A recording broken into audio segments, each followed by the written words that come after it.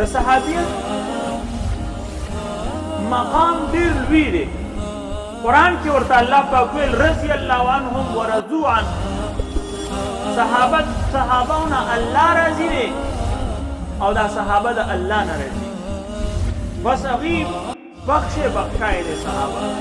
په هغوی د جهنم لوګی هم حرام دی په صحابي باندې.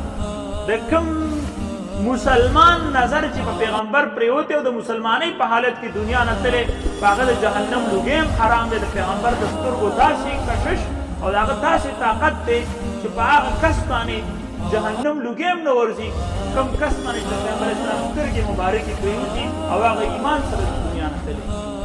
دونه لوړ مقام. او عبدالله ابن مبارک رحمت الله علیه ته چا وویل چې د عمر بن عبدالعزیز رحمت الله علیه چې دا تابعي و د هغه درجه اوچته ده که د معاویه رضی الله عنه درجه اوچته ده چې هغه رستنو صحابهو کې او ډېر وخت پورې ژوندی. نو عمر عبدالله ابن مبارک رحمت الله علیه ورته وویل چې ته خو صحابي او تابعي د صحابي سره تابعي یو شان کې ټیک ده. د عمر بن عبدالعزیز رحمت الله علیه یو مرتبه ده یو مقام دی هغه په خپل ځای باندې ډېر لوړ دی چې داسې عدل او انصاف یې په ځمکه باندې قایم کړی و. هغه مثال ورکوي که نه چې شرمخ او چیلۍ بیزي دي په یو ګاټ باندې اوبه څښلې د هغه د روب د وجې نه د هغه دونه انصاف یې قایم کړی و چې انسان په انسان باندې ظلم څه کوي چې ځناور هم په ځناور باندې ظلم نشو کولی.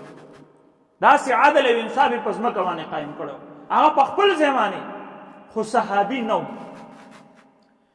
که یو انسان پیدا شي د سترګې د رب برابر ګناه ونه کړي ټوله ورځ 60 سال هغه روژې ونیسي او 80 کاله هغه رب ته د شپې ولاړي د سره سترګه پټه نه کړي دا کس بیا هم چې دی د ادنا صحابي درجې ته نشي رسېدی.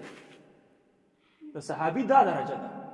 صحابي ته یو کس هم نشي رسېدی په هغه باندې د دواړو جهانو سردار سترګې مبارکې لګېدلې دي او هغه داسې سترګې وي چې هغې به بنجرې چې دی هغه به یې رازرغونې کولي او هغه به کاڼي او لوټي به چې دی د هغې نه به یې سره زر جوړول.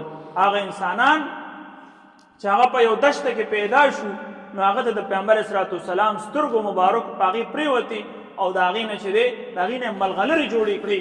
څوک څومره کوشش وکړي د یو ادنا صحابي درجې ته نشي رسېدی.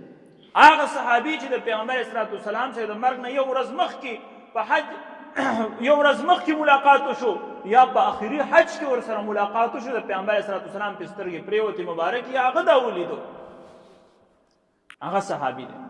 نو عبدالله بن مبارک رحمت الله علیه ورته وایي چې دا یاد ساته په هغه اس باندې کوم اس باندې چې معاویه رضی الله عنه صحابي دی د پیغمبر صلوات والسلام سره جهاد کې تللی دی او د هغه په پوزه کې کومه دوړه پرېوتې ده عمر بن عبدالعزیز د خپلې درجې باوجود د هغه اس هغه دوړې ته هم نشي رسېدی.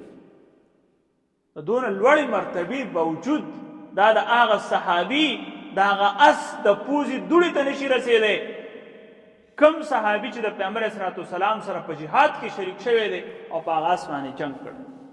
دا د صحابیت مقام دی. دی اویس قرنی